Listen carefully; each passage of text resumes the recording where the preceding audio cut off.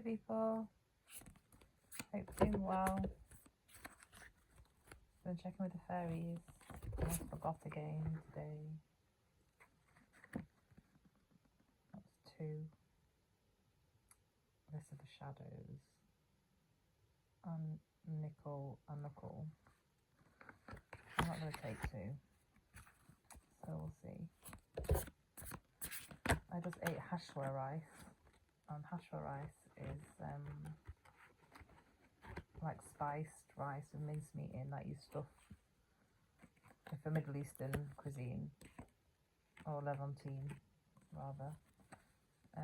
You stuff like vine leaves with, or aubergine, or courgette, or cabbage. But I just had the rice. It is actually the time of year to pick the vine leaves off my vine. So hopefully I'll get to make some stuffed vine leaves on my own vine this year. We'll see, given my physical condition. 2 again. The bright mother and the oak man.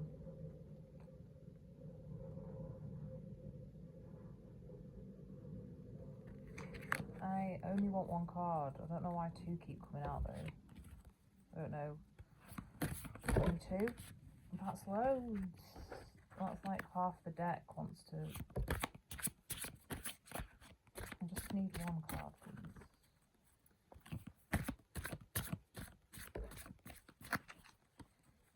Hope you're doing well.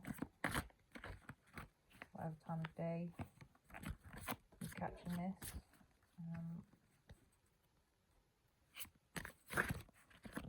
Wherever you are.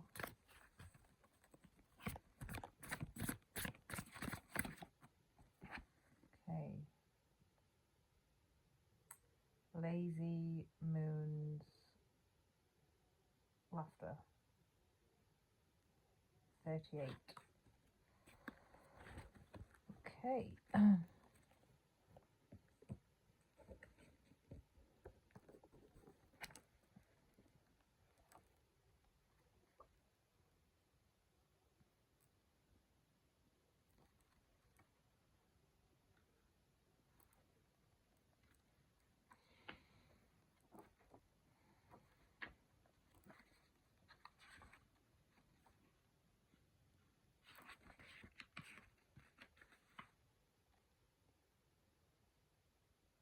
It's Laced Moon's Daughter. Sorry, Laced Moon's Daughter. Light casting shadows, spiritual guidance, illumination, riddles. She's the bringer of light in the darkness, yet moonlight both reveals and conceals. Her bright fairy hoofprints light the path ahead of you, guiding you through the dark. She's also one of the guides at the passages between the other worlds and this one. It is she who, with her bright light, tends the gate of revelation, showing us the way through by illumination, while her sister, Epona's wild daughter, card 54, helps guide us through the gate of despair. Lace Gate is much more fun.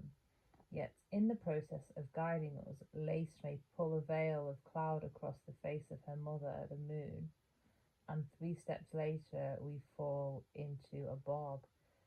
That should wake you up. She thinks, smiling wisely. She disapproves of sleepwalking, which is something what most of us humans do a great deal of the time.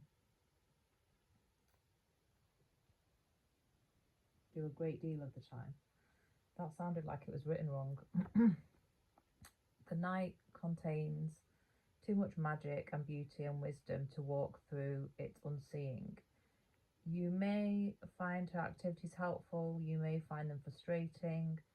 How you take them is entirely up to you, but they are intended to help you awaken. Bear in mind that she does not trip us.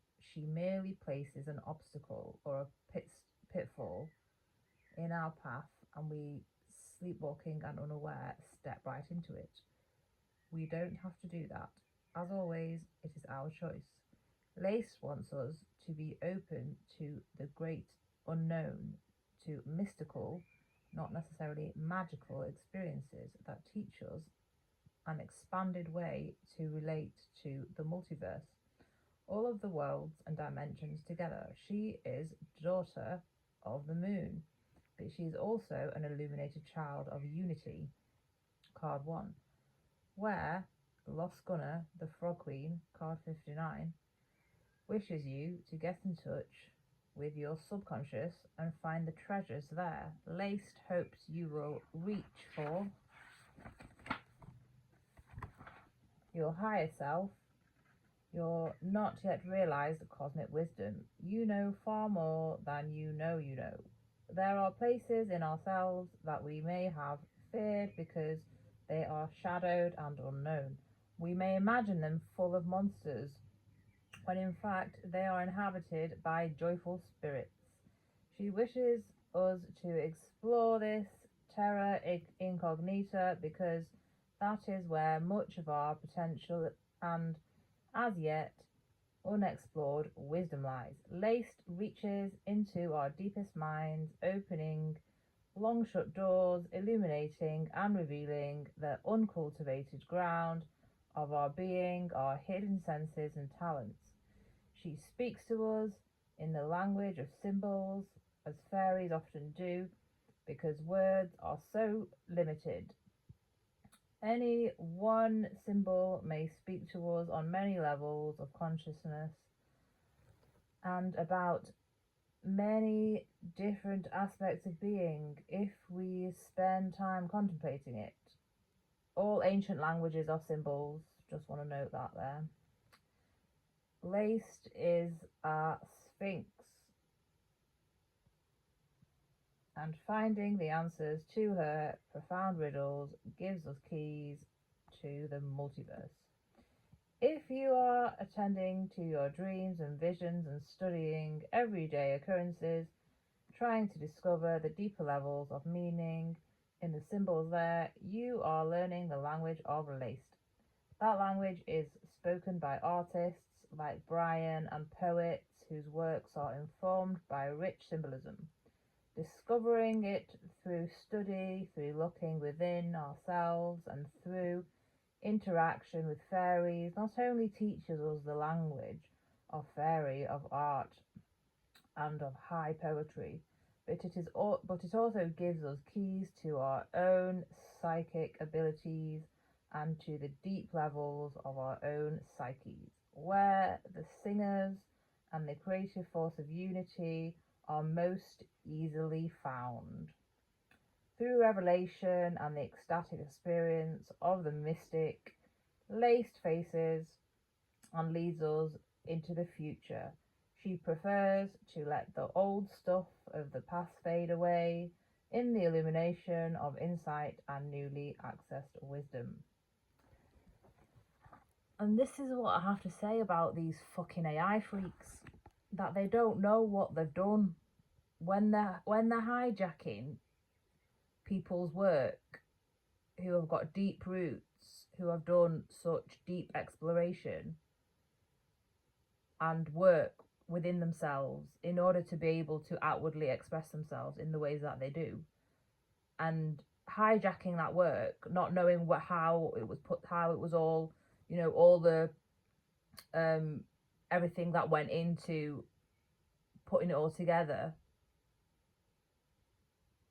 When I say God is gonna come and get his lick back, because it's God that did it, it's not me. And for everyone else that's been put through something similar to what I've had to live through the last 5 years, when I say God is getting his lick back, if you're leaving me with nothing and I'm the source of everything, and you think that you're going to get away with that, and you think that God's not designed it like that, so then you end up getting nothing, go fuck yourselves. Go and fuck yourselves. You may be finding apparently random events and ideas are falling into a pattern and beginning to make sense to you. Things may be flowing more easily than you are accustomed to, and your decisions and choices may be bringing an unusually high degree of success. Psychic abilities, hunches, intuitions, foreknowings are becoming clearer and making more sense. Trust the process. Waste also brings psychic dreams, forelighting and future, and illuminating the present. These dreams often speak in symbols, as fairies are wont to do. I don't understand that. As fairies are wont to do, it says. I don't understand why it says that. Yeah, I'm reading in a semi-dark room because I have a migraine. So sorry if that sounded a bit jumpy. It's because it's not so easy to read in a semi-dark room. Anyway, if that resonated, my channel is super dark, so if this finds you, it's obviously for creatives. I think creative people will appreciate the fairies, the messages from the fairies, more than non-creative people. Although I'm not saying non-creative people won't. I just think creative people will be able to appreciate the messages from the fairies.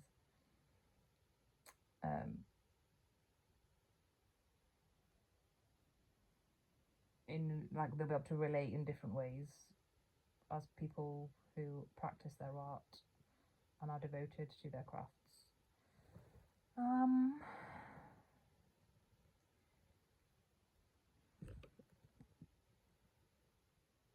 Yeah, that's all I've got to say. These AI freaks haven't got the fairy magic, have they? Let's be honest. They ain't got none of that. They're not connected to source. They're connected to something else. They're trying to funnel source energy from the ancients who are connected to source. And God's got something to say about that, hence all the volcanic eruptions. Anyways.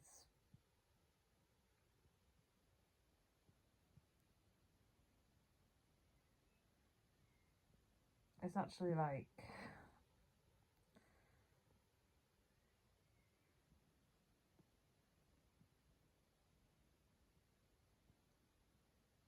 these freaks who do this terrorism and then think that like our childlike, joyful, creative spirit, like they do it more because they think it's not working, but it's just not working because it's never going to work. It's not to do with our creative spirit. This is the nature in which from which we create. Like none of that shit is gonna work long term, and we're not gonna. We are creative. Like we create from this place. That's us. Like what are you battling? We're not going to change who we are, and the place with which everything comes from. So the falsehoods have to fall away, and that's just facts. That's just facts.